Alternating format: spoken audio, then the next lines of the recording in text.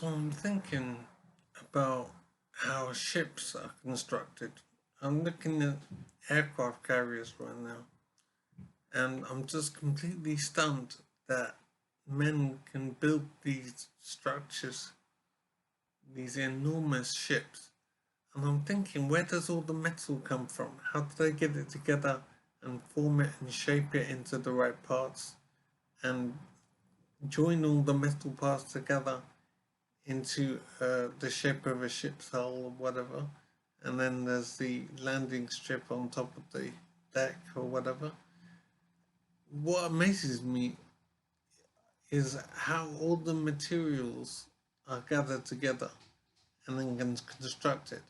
All the nuts and bolts that are needed, all the welding that has to take place, and massive, heavy items need to be moved into place, and the design needs to be followed, and measurements need to be made, and all of the metal that's required, and then there's rubber and plastic as well. Basically, everything about the construction of an aircraft carrier, for example, is just beyond stunning. It is too amazing how everything is gathered together to build these things.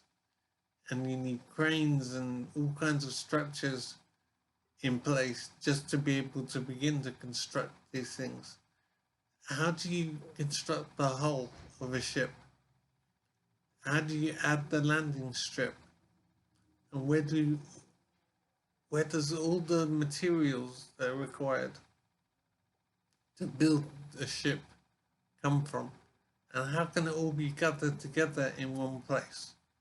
What kind of shipyard structure must you have in place? And then when you have finished building it, you have to test it and make sure it's fully waterproof and safe and balanced and all that business. All of it is beyond stunning, and I cannot understand how it's possible to construct something like an aircraft carrier, for example. And there are all kinds of structures that are just amazing. It's amazing how men can build these things. And it is men I'm speaking about specifically, because men are often not, what's the word?